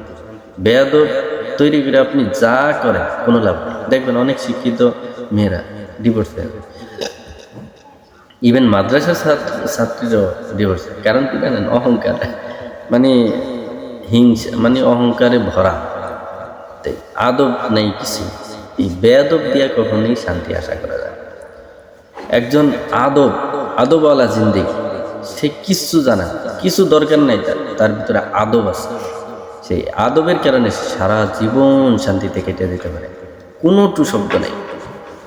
কিন্তু একটা বেয়াদব, সে যত যোগ্যতা থাক, যত ভালো থাক, যত সর্বদিক থেকে ওকে থাক, কিন্তু বেয়াদব কোনোদিন শান্তি পায় না, বেয়াদব কোনোদিন ভালো কিছু পায় না। এটা সে যে হোক, ছেলে হোক, মেয়ে হোক, যেই হোক। আবার মিটার আছে, এখন আপনি আপনার দৃষ্টিতে বলবেন যে বেয়াদব, আন্তাজে একটা বানায়া, সেটা তো আর হবে না। আসলেই কি বেয়াদবির মাত্রায় সে বেয়াদবি করে কিনা সেটাও দেখতে হবে। এই জন্য আপনার সন্তান কেমন সেটা আপনি ভালো করে জানেন। আপনার সন্তান আপনার কাছে কতটুকু কথা মানছে, তার ভাইকে কেমন মানছে, তার বাবাকে কেমন মানছে, তার বোনকে কিভাবে মানছে যদি থাকে এরা, অথবা তার অধীনস্থ বা আপনাকে কেমন মানছে, বা অর্থাৎ আপনি যেই হন, আপনি যদি তার অভিভাবক হিসেবে আপনি মা হন, আপনি যদি তার অভিভাবক হিসেবে বাবা হন, আপনি যদি তার অভিভাবক হিসেবে ভাই হন, আপনি যদি তার অভিভাবক হিসেবে বোন হন, আপনাকে সে কতটুকু মানে? আপনি একটা কথা বললে সে কতটুকু মন মতো হলেও ততটুকু মানে, কিন্তু যখন মনের বিরুদ্ধে বলেন আপনি, তখন কি সে আপনাকে মানে? তাহলে এই মেয়েটা অন্যের কাছে গিয়ে কিভাবে শান্তি পাবে? সে অন্যের কাছে কথা তো মানবেই না। তো এবার আসি, আমরা মুসলমানের আদেশ কি? ওই যে বললাম, শান্তি পেতে হলে কি করতে হবে? এই যে মূল কথা আসছে, এবার পৃথিবীতে সব জায়গায় শান্তি, তাহলে কোরআন ও সুন্নাহ আঁকড়ে ধরতে হবে। কোরআন সুন্নাহ কি বলতেছে? কোরআন সুন্নাহ কি বলতেছে? কোরআন সুন্নাহ, আপনার মেয়ের কথাই বলতেছি, বা একজন মেয়ের হিসাবটাই বলতেছি। কোরআন সুন্নাহ মেয়েকে কি বলছে? স্বামী মাত্র 4টা কাজ করলে একজন মেয়ের জন্য জান্নাত রিজার্ভ, মাত্র 4টা কাজ। হাদিসের কথা, নবীজির কথা, নবীজির আদর্শ। মাত্র 4টা কাজ করলে মেয়ের জন্য রিজার্ভ। আর কত, এগুলো তো বিস্তারিত অনেক কথা আছে, কোরআন সুন্নাহ ভিতরে তো অনেক কথা আছে। এখন ভিডিও বড় হয়ে যাবে, যার কারণে ওই বিস্তারিতের ভিতরে আমি যাইতেছি না, নাহলে ঘন্টার পর ঘন্টায় সে আলোচনা করা যাবে। হাদিসের দীর্ঘ এক লিস্ট আমি তৈরি করছি হাদিসের, যে নবীজি এই সাংসারিক জীবনে কি কথা বলছেন। সেখানে অধিকাংশ পরামর্শগুলো ছেলেদেরকেও দিয়েছেন, মেয়েদেরকেও বেশিরভাগ দিয়েছেন। কিন্তু স্বামীর গুরুত্বটা সকল হাদিস এবং কোরআনের যে নির্যাস, সেটা হলো যে স্বামীকে গুরুত্ব দিতে বলেছে, স্বামীর হুকুম মেনে চলতে বলছেন। দুনিয়ামুখী মানুষ যাই বলে আপনি সেটা মেনে চলবেন, আর আল্লাহ কি নাই? আল্লাহ কি বিচার করবেন না? দুনিয়ার মানুষ সমান অধিকার নিয়ে নাচানাচি করে, সমান অধিকার নিয়ে নাচানাচি কর যে সূত্র, সেই সূত্রে যদি আপনি থাকেন তাহলে তো আপনি লিগেলের ভিতরে নেই। এই জন্য মানুষ বিয়ে করে শান্তির জন্য। যেমন আমি যে আয়াতটি তেলাওয়াত করছি, আল্লাহ তাআলা বলেন, অমিন আয়াতিহি আন খালাকা লাকুম মিন আনফুসিকুম আজওয়াজান লিতাসকুনু। দেখেন, অমিন আয়াতিহি, তার নির্দেশনার মধ্যে রয়েছে যে আন খালাকা লাকুম মিন আনফুসিকুম, আন খালাকা লাকুম, খালাকা, আন খালাকা লাকুম মিন আনফুসিকুম, তোমাদের ভিতর থেকে, আজওয়াজান, আজওয়াজান, তোমাদের ভিতর থেকে তোমাদের স্ত্রীদেরকে সৃষ্টি করা হয়েছে, লিতাসকুনু ইলাইহা, যেন তাদের সাথে তোমরা শান্তিতে থাকতে পারো। ওয়া জাআলা বাইনাকুম মাওয়াদ্দাতাও ওয়া রাহমা, ওয়া জাআলা বাইনাকুম, ওয়া জাআলা, তিনি বানাইছেন, বাইনাকুম, তাদের মধ্যে, কাদের মধ্যে? স্বামী স্ত্রীর মধ্যে, মাওয়াদ্দাতান, ভালোবাসা, মানে তাদের ভিতরে কি করছেন? ভালোবাসা তৈরি করেছেন, সৃষ্টি করেছেন। ওয়া রাহমা, এবং দয়া। ইন্না ফি যালিকা লাআয়াতিন লিকাওমিন ইয়াতাফাক্কারুন। দেখেন কত সুন্দর করে আল্লাহ তাআলা বলেন যে এই নিদর্শন তো তাদের জন্য, কারা? যারা চিন্তাশীল সম্প্রদায়ের জন্য। এই যে কথাটা, এই কথাটার ভিতরে বহু নির্দেশনা রয়েছে। লা আয়াতি, এটা জমা, জমা মানে বহু, মানে একটা নির্দেশন, মানে নির্দেশনা, বহু নির্দেশনা আছে। কথাটা কি? কোন নির্দেশনার মধ্যে বহু নির্দেশনা আছে? কোন আয়াতের মাধ্যমে বহু উপদেশ আছে, শিক্ষা আছে, নীতি নির্ধারণ আছে শান্তির জন্য? এই আয়াত। কোন আয়াত? এইমাত্র যেটা বললাম, যে আল্লাহ তাআলা বলছেন তোমাদের ভিতর থেকে তোমাদের স্ত্রীদেরকে সৃষ্টি করেছি। কেন? লিতাসকুনু, যেন তোমরা শান্তি পাও, শান্তিতে বাস করতে পারো। শুধু শান্তি পাও না, শান্তিতে বাস করতে পারো। দেখেন কোরআনের আয়াত ভাবতে গেলে কত সুন্দর। লিতাসকুনু, তোমরা শান্তিতে বসবাস করতে পারো, সেই নির্দেশনগুলো। তো শান্তিতে বসবাস করতে গেলে কি কি লাগে? স্বামী স্ত্রীর ভিতরে ভালোবাসা থাকতে হবে। শুধু ভালোবাসা রেখে দূরে দূরে থাকবে, নাকি এক জায়গায় বসবাস করতে হবে? লিতাসকুনু, তোমাদের ভিতর থেকে সৃষ্টি করা হয়েছে তোমাদের স্ত্রীদেরকে। কেন? লিতাসকুনু, তোমরা শান্তিতে বসবাস করতে পারো, যেন তোমরা শান্তিতে পারো। ওয়া জাআলা বাইনাকুম, এবং কি করছেন? ওয়া জাআলা, তাদের ভিতরে সৃষ্টি করেছেন মাওয়াদ্দাহ, কি? মাওয়াদ্দাহ মানে ভালোবাসা, ওয়া রাহমা, দয়া। দেখেন এই ভালোবাসার কারণে স্বামী তার স্ত্রীকে কত মহব্বত করে। এটা বৈধ, এটা আল্লাহ তাআলা নিয়া করছে। সেখানে সে হারাম কাজ করতে, সে হারামকে বাদ দিয়ে আল্লাহ তাআলা বৈধ একটা সিস্টেম ধরাই দিয়েছে। সেখানে কি করছেন আল্লাহ তাআলা? বলছেন যে বাইনাকুম জাআলাল মাওয়াদ্দা, ওয়া জাআলা বাইনাকুম, ওয়া জাআলা বাইনাকুম মাওয়াদ্দা। আল্লাহ তাআলা তাদের ভিতরে কি করছেন? ভালোবাসা সৃষ্টি করেছেন। ও রহমা, এবং দয়া। এই দয়ার কারণে, এই ভালোবাসার কারণে, বিভিন্ন তাফসিরে বলেন এভাবে, যে এই দয়ার কারণে, এই ভালোবাসা আল্লাহ তাআলা দিয়েছেন। এটা আল্লাহর কথা, যার কারণে স্ত্রী স্বামীকে মহব্বত করে। স্ত্রীর সকল ভরণ পোষণ সব কিছু স্বামী ব্যবস্থা করতেছে। কিসের কারণে? এটা ভালোবাসা। সব ব্যবস্থা করতেছেন সব কিছু নিজের হাতে। এখন তো যদি আমাদের বাংলাদেশে কি করে, ওই বা এখনকার সময়ের মানুষেরা, স্ত্রীরা চাকরি করে, মেয়েরা চাকরি করে, আসলে মূলত এটা আমাদের ইসলামিক বিধান। ওই যে বললাম, যেখানে শান্তি সেখান থেকে আমরা বহু দূরে চলে গেছি। ইসলাম, ইসলামের বিধান, কোরআন সুন্নাহর নিয়ম নীতি থেকে আমরা বহু দূরে গেছি। কেন? যার কারণে আমাদের ভিতরে অশান্তি। কিন্তু আমাদের ইসলাম বলে নাই যে মেয়েদেরকে দিয়ে চাকরি করা, কাজ করা। ইসলাম বলছে স্বামীর সকল, স্ত্রীর সকল ভরণ পোষণ সব কে দিবে? স্বামী দিবে। স্বামী কাজ করে, স্বামীর দায়িত্ব কাজ করা। স্ত্রীর দায়িত্ব কি? স্বামীর সাথে একটু ভালো ব্যবহার করা, হাসি মুখে কথা বলা, তারপরে সুন্দরভাবে তার সন্তানকে পরিচালনা করা, অর্থাৎ আমার স্বামীর আমানত হেফাজত রক্ষা করা, সংসার সাজানো গুছানো, আর সন্তানাদি লালন পালন করা। এটা হলো স্ত্রীর দায়িত্ব, আর কোনো দায়িত্ব নেই।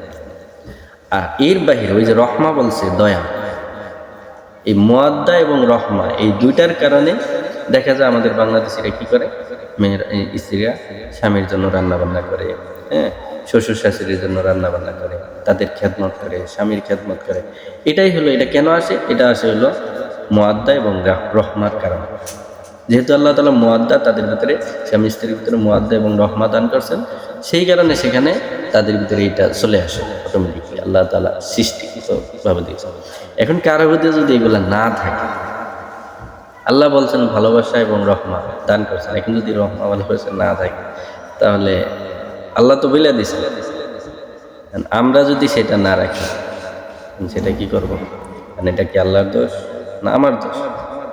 আমার দোষের কারণে আমাকে শাস্তি ভোগ করতে হবে, কারণ এটা তো আল্লাহর হুকুম, আল্লাহর কথা যে আমি এইভাবে করেছি। তা আমি যদি সেভাবে না থাকি, তখন আমার কি পরিণত হবে? আমি তো আল্লাহর কাছে দাগি হয়ে গেলাম।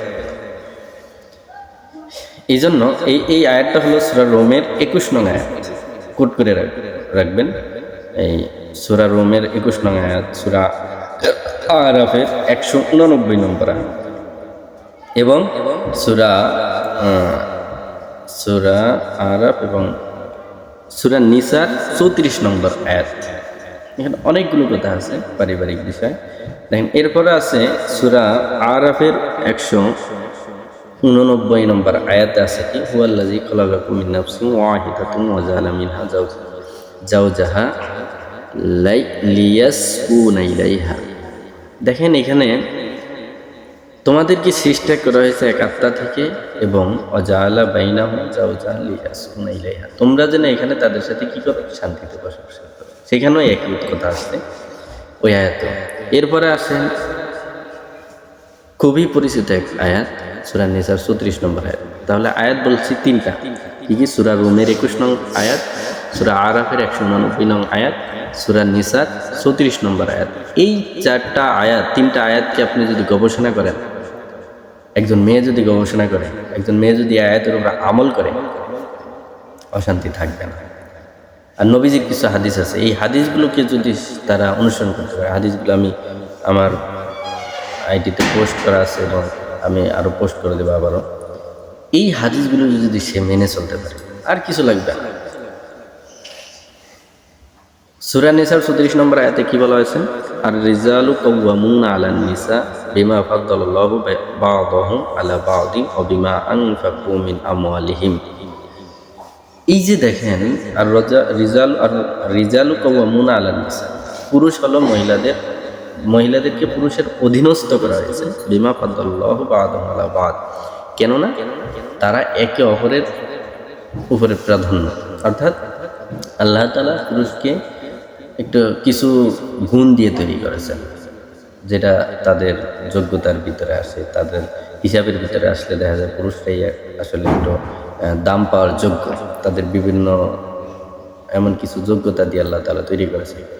মহিলারা কিছু, তাদেরও কিছু গুণ দিয়ে তৈরি করেছেন, কিন্তু পুরুষ এবং মহিলা এই দুইয়ের মধ্যে যে গুণ পার্থক্য করা হয়, তখন দেখা যায় আসলে মেয়েদের একটু পুরুষদের তুলনায় যেই থাকা দরকার সেটা নেই। এটা আল্লাহ সৃষ্টি করেছেন, আপনি কথা বলে এখানে পারবেন না। এটা আল্লাহর বিধান, আল্লাহর নিয়ম, আল্লাহর নিজাম। এখানে আপনি ভুল ধরতে যাবেন, আপনি বেঈমান হয়ে যাবেন। সোজা কথা, আল্লাহ সৃষ্টি করছেন এভাবে, আপনাকে যোগ্যতা দিচ্ছেন এভাবে, যার কারণে আপনার আল্লাহ তাআলা আপনাকে নরমিয়া, খারাপ তো কিছু দেন নাই, কিছু কম দিচ্ছেন, বেশি দিচ্ছেন। আল্লাহ তাআলা বলছেন, কেন আল্লাহ তাআলা মেয়েকে পুরুষের অধীনস্থ করেছেন? বিমা ফাদ্দালাল্লাহু বা'দাহুম আলা বা'দ, তাদের কিছু কিছু বিষয় একে অপরের উপরে প্রাধান্য পায়। কিভাবে মর্যাদা বেশি পায়। যেমন একজন পুরুষের দায়িত্ব অনেক, সে মাঠে ঘাটে কাজ করে, তার দায়িত্ব এটা, সে বিভিন্নভাবে কাজ পরিশ্রম করে এসে আপনাকে দিয়ে কাজ করেন, সে নিজে কাজ করে এসে আপনাকে পরিচালনা করতেছে, সেখানে একটা সে প্রাধান্য পাওয়ার যোগ্য। পুরুষের আল্লাহ তাআলা পুরুষ থেকে অনেক কৈফিয়ত দেবে। তুমি এটা করছো কেন, তোমার সন্তান পরিচালনা করো না কেন, তোমার ওয়াইফকে তুমি ঠিক মতো চালাও না কেন, তুমি হালাল হারাম উপার্জন করছো না, কি করছো, এটা অনেক কৈফিয়ত। কিন্তু আপনি স্ত্রী হিসেবে আপনি যদি আপনার স্বামীর হারাম উপার্জন বক্ষণ করেন, আপনার কিন্তু কৈফিয়ত দিতে হবে, কারণ আপনার তো এটা দায়িত্ব নেই। কিন্তু একজন স্বামীকে জিজ্ঞাসা করবে তুমি যে উপার্জন করছো সেটা হালাল না হারাম, কিভাবে উপার্জন করছো, সময়কে কিভাবে কাটাইছো, অনেক প্রশ্নের সম্মুখীন হয়ে তাকে সামনে যাইতে হবে। তাহলে সে কি উপরে একটু মর্যাদা পাওয়ার যোগ্যতা রাখেন না? অবশ্যই রাখেন। আর একজন মেয়েকে এত কিছু লাগবে না, ওই যে মাত্র 4টার কথা বললাম না, 4টা নিয়ে খালি নামাজ পড়বে, রোজা রাখবে, স্বামীর হুকুম পালন করবে, ঠিক রাখবে, সে সোজা জান্নাতে যাবে, চলে যাবে। নবীজির কথা তো কখনো মিথ্যা না। এই যে দেখেন এত সহজ করে দিচ্ছে, আর আপনি খালি স্বামীর সাথে খুব ভালো ব্যবহার করবেন, মিথ্যা কথা ছেড়ে দেবেন, অন্য আখলাকগুলো তৈরি করবেন, তার নিজেকে চরিত্র হেফাজত করবেন, সন্তানের সাথে লালন পালন করবেন, নামাজ পড়েন, ঠিক আছে, আপনি জান্নাতে চলে যাবেন। ওই যে কিভাবে হালাল হারাম তৈরি করছে, কি করছে, এগুলো প্রশ্ন আপনার জন্য, এটি হলো স্বামীর জন্য, আপনার কাজ আপনি। এই জন্য আল্লাহ তাআলা বলছেন কি, বিমা ফাদ্দালাল্লাহু বা'দুহুম আলা বা'দ বিমা আনফাকু মিন আমওয়ালিহিম, অর্থাৎ তোমাদের কারণে তোমাদের জন্য সম্পদ ব্যয় করো না তাদের সম্পদ থেকে, এই জন্য তাদের মর্যাদা একটু আল্লাহ তাআলা বাড়ায় দিয়েছে। এটা আপনাদেরকে মেয়েদেরকে বুঝে আল্লাহ তাআলা বলতেছে, বলতেছে। দেখছেন কত সুন্দর করে আল্লাহ তাআলা বলতেছেন, মেয়েদের মন খারাপ করো যখনই বলছে আর রিজালু কাওয়ামুনা আলান নিসা, যে মেয়েদেরকে বানাইছি, মহিলাদেরকে বানাইছি পুরুষের অধীনস্থ, তখন মেয়েদের মন খারাপ হয়েছে না। এই জন্য মন খারাপ যেন না হয়, আল্লাহ তাআলা আবার সুন্দর করে বলতেছেন, বিমা ফাদ্দালাল্লাহু বা'দুহুম আলা বা'দ ওয়া বিমা আনফাকু মিন আমওয়ালিহিম। আবার মেয়েদেরকে আল্লাহ তাআলা সান্ত্বনা দিয়েছেন, দেখো তোমরা মন খারাপ করো না, তোমাদের কেন আমি দিলাম এই গুণে তাদেরকে কিছু কিছু কাজ বাড়িয়ে দিচ্ছি, অর্থাৎ তাদেরকে তো একটু সম্মান দিতে হবে, নাহলে তো পুরুষ মানুষ আবার মন খারাপ করবে। হ্যাঁ, আমাদেরকে এত আল্লাহ দায়িত্ব দিছে, তো দেওয়ার পরে আমাকে একটু সম্মানও দিল না, তা এটা আবার পুরুষ মানুষ মন খারাপ করবে না। অর্থাৎ আল্লাহ তাআলা বেইনসাফি তো আর কিছু করেন না, এটা আমাদের ভঙ্গিটা আমরা বললাম, কিন্তু আল্লাহ তাআলা তো বেইনসাফি কিছু করেন না। এই কারণেই আল্লাহর হুকুমই, সেখানে অন্য কিছু মেনে করা যাবে না। কিন্তু আল্লাহ তাআলা আমাদেরকে বুঝাইয়া দিয়েছেন সুন্দর, যে মেয়েদের যেন মন খারাপ না হয়। তাদেরকে আল্লাহ তাআলা বলছেন কেন আমি মেয়েদেরকে পুরুষের অধীনস্থ করেছি।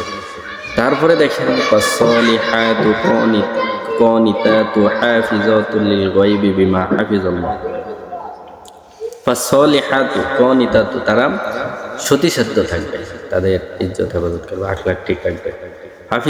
হাফিজাতুল লিল গায়বি বিমা হাফিজাল্লাহ, যেভাবে তারা অদৃশ্য অনুপস্থিতিতে তাদের আল্লাহ তাআলা তাদেরকে হেফাজত করেন। তারপরে যদি আল্লাহ এরপরে আয়াতের পরের অংশ আছে যে আল্লাতী তাকাউহুন্না ফাইজুহুন্না ওয়াহজুরুহুন্না ওয়ামাদাজি'a আদরিবুহুন্না, তারপরে যদি সে উল্টাপাল্টা করে তখন ফাইন আতা'নাকুম ফালা তাবগু আলাইহিন্না সাবিলা ইন্নাল্লাহা কানা আলিয়্যান কাবীরা, একেবারে সব সমাধান দিয়ে দিয়েছে। যে আল্লাহ তাআলা বলছেন ফাইজুহুন্না, যখন তারা উল্টাপাল্টা করবে, অবাধ্য হবে, তখন আপনি তাদেরকে উপদেশ দেন, আপনাকে আমাকে নির্দেশ দিয়েছেন, তাদেরকে উপদেশ দেন। ওয়াহজুরুহুন্না, এরপরে যদি সে সংশোধন না হয় আরও একটা বিধান দিয়েছেন। ওয়ামাদাজি, আর একটা বিধান দিয়েছেন। অদ্রিবুহুন্না, সেটা আরও একটা বিধান দিয়েছেন। 4টা স্তর দিয়েছেন। যে এই যে বলছেন রিজালু কাওয়ামুনা আলান নিসা, যেহেতু পুরুষের উপরে মহিলার অধিকার, মহিলার উপরে পুরুষের অধিকার, অতএব সেখানে সেই দিক থেকে আল্লাহ তাআলা কিছু নির্দেশনা দিয়েছেন যে তুমি এইভাবে থাকো, এইভাবে থাকো। তখন যদি এভাবে কোনো মহিলা না চলে, আল্লাতি যদি সে এভাবে না চলে, তখন বলছেন কি যে সমস্ত নারী ভালো নারীরা তার স্বামী অনুগত করবে এবং আল্লাহর সংরক্ষিত বিষয়গুলো সে সংরক্ষণ করবে। এখন যদি কোনো নারীর আশঙ্কা অনুভব হয়, তখন আল্লাহ তাআলা বলছেন কি তাদেরকে সদুপদেশ প্রদান করো। এতে যদি সে সোজা না হয়, তখন তাদেরকে বলছেন কি তোমরা শয্যা অর্থাৎ শয়নের জায়গা পৃথক করে দাও। এরপরে যদি সে সোজা না হয়, তাহলে তাদেরকে প্রহার করো, হালকা প্রহার করো। মানে এরকম না যে গায়ে দাগ পড়ে যায়, কষ্ট হয়, কোনো কিছু হাড় ভেঙে যায়, এই মারার কথা বলে না, হালকা তোমরা প্রহার করো।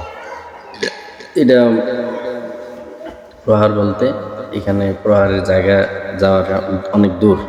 আগে উপদেশ দাও এবং শয্যা ত্যাগ করো।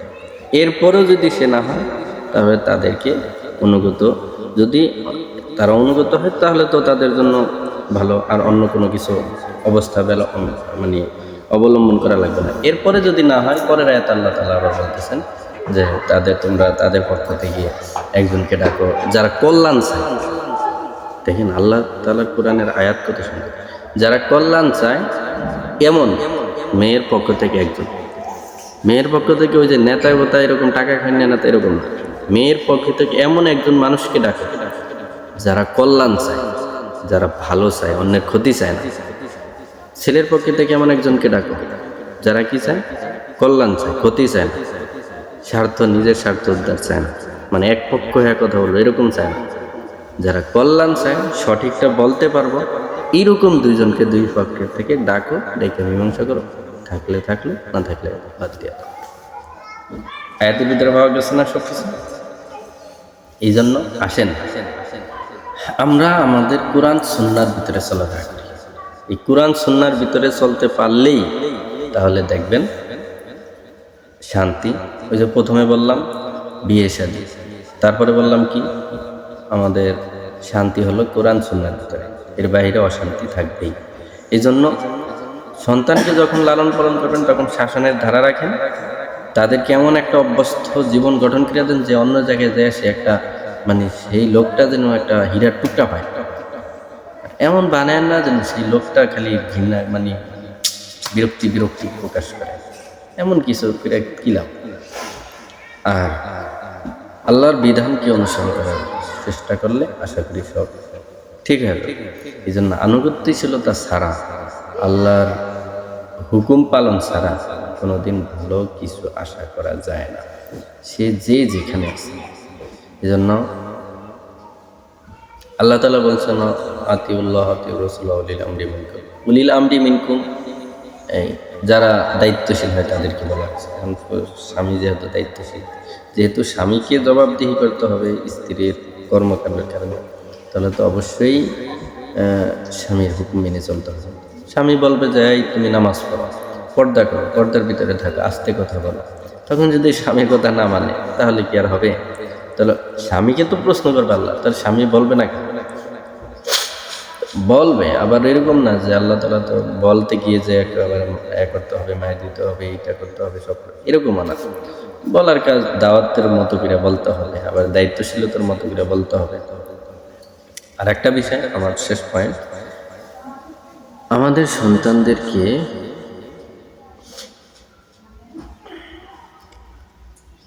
সন্তানদেরকে আজকে শাসন না করার কারণ, যেমন আপনার একজন বাবা তার সন্তানকে শাসন করে, একজন ভাই তার বোনকে শাসন করে, স্ত্রীকে তার স্বামী শাসন করে। এটা করতে হবে, না করলে কি হবে? তারাই তাদের ক্ষতি করবে, বদনাম ছড়াবে, তাদের জুলুম করবে।